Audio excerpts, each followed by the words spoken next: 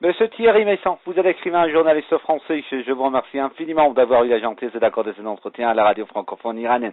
Permettez-moi d'indiquer à nos auditeurs que vous vous trouvez actuellement à Damas, capitale syrienne. Monsieur Messon, ces derniers jours, il y a eu des informations comme quoi les Américains auraient l'intention de frapper les positions de l'OIL, du groupe de l'État islamique en Irak au Levant, en territoire syrien, c'est-à-dire des frappes similaires à celles menées contre les positions de ce groupe en territoire irakien. Votre analyse sur ce sujet, s'il vous plaît. D'abord, les bombardements des États-Unis contre l'émirat islamique en Irak sont des bombardements très limités, puisqu'ils n'ont pas pour but, comme l'a précisé un des chefs d'état-major des États-Unis, ils n'ont pas pour but de repousser l'émirat islamique ou de délimiter l'emplacement sur lequel il exerce son autorité. Deuxièmement, jusqu'à présent, les États-Unis non seulement ne collaborent pas avec le gouvernement légitime de la Syrie pour maintenir l'ordre en Syrie, mais ils financent et ils arment les groupes terroristes dont l'émirat islamique qui agissent en Syrie contre les autorités légitimes. Alors, il ne fait aucun doute que l'émirat islamique, comme nous le aujourd'hui, a des moyens considérables grâce aux seuls États-Unis qui ont adopté au mois de janvier, lors d'une session secrète du Congrès, un plan pour les financer et les armer.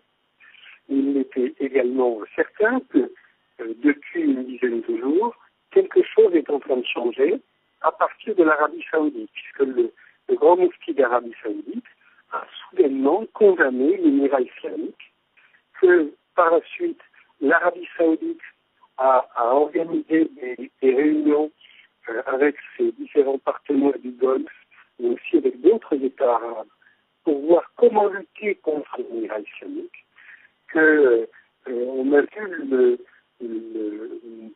les Émirats arabes unis soutenir l'Égypte pour aller bombarder les positions des islamistes en Libye. Donc il y a un vrai changement de mentalité qui a lieu en ce moment, dont pour le moment nous ne connaissons absolument pas la cause. Qu'est-ce qui fait que l'Arabie Saoudite est en train de changer sa politique, alors que depuis les années 70, l'Arabie Saoudite soutient et finance le wahhabisme, le salafisme. D'ailleurs, M. Moallem a noté dans sa conférence de presse que si les États-Unis avaient fait appel à la Syrie pour tenter de libérer James Foley, le journaliste qui a été égorgé par les djihadistes, les États-Unis y seraient parvenus. Mais souvenez-vous qu'au moment où les États-Unis ont essayé de secourir James Foley, à ce moment-là, la presse aux États-Unis prétendait que James Foley n'était pas otage de l'émirat islamique, mais qu'il était détenu dans des prisons du gouvernement syrien. Donc, il faut arrêter de dire des bêtises et il faut revenir à la réalité. La réalité, c'est que actuellement, et pour la première fois depuis 40 ans, des gouvernements sunnites sont en train de prendre conscience du danger que représentent pour la paix civile ces groupes extrémistes. Ce que les Émirats arabes unis et l'Égypte viennent de faire en Libye est une très grande première.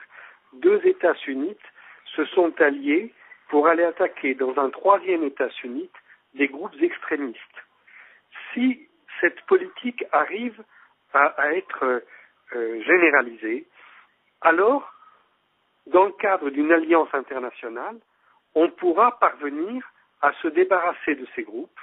Et, je pense que peu importe de savoir qui a créé ces groupes, qui les a soutenus, qui les a développés, qui les a manipulés, qui les a utilisés jusqu'à présent, et qui est responsable des dizaines de milliers de morts que ces gens ont fait au cours des dernières années. L'important, c'est d'arriver à les vaincre. Monsieur Messon, les Saoudiens ont changé de politique, comme vous l'avez dit, parce qu'ils sentent en fait le danger à leur porte. C'est très clair. Je l'avais dit sur votre antenne il y a 2 mois. Le véritable objectif de l'Émirat islamique, ce n'est pas l'Irak, c'est l'Arabie saoudite. Et l'Émirat islamique était, jusqu'à présent, soutenu par une faction de la famille royale contre une autre. Donc, la décision du roi Abdallah et la prise de position du grand moufti d'Arabie saoudite semble clôturer ce combat interne dans la famille royale, parce que de toute manière, personne ne survivrait à ce genre d'affrontement. Monsieur Messon, une dernière question. À un moment où il y a en fait cette volonté d'aller vers une alliance régionale et internationale contre ces groupes terroristes, il y a apparemment ceux qui cherchent à réchauffer le front du Golan. Est-ce votre avis également, Monsieur Messon? Depuis maintenant 3 ans, en fait depuis le premier jour, des événements qui secouent la Syrie depuis 3 ans.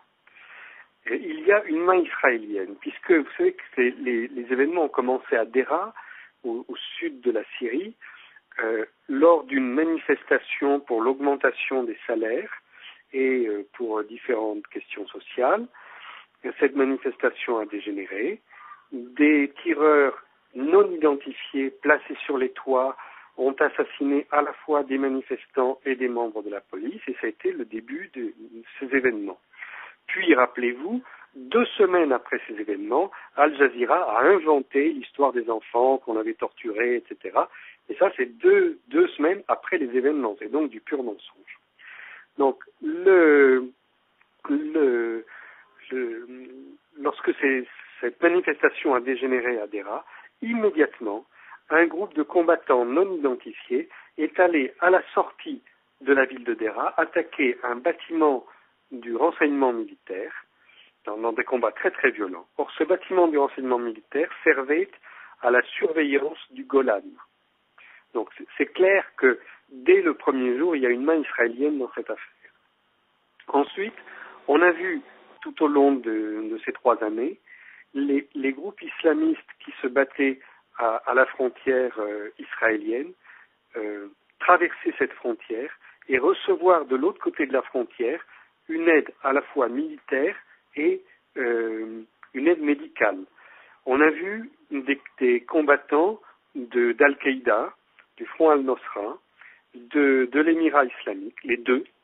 On a vu des combattants d'Al-Qaïda être soignés par centaines dans les hôpitaux militaires israéliens, et même la télévision israélienne a montré le Premier ministre Netanyahou venir les féliciter pour leur action en Syrie dans les hôpitaux militaires israéliens. Donc qu'aujourd'hui l'État d'Israël cherche à travers ces groupes à réchauffer le front du Golan, écoutez, c'est un moyen de faire oublier sa défaite à Gaza.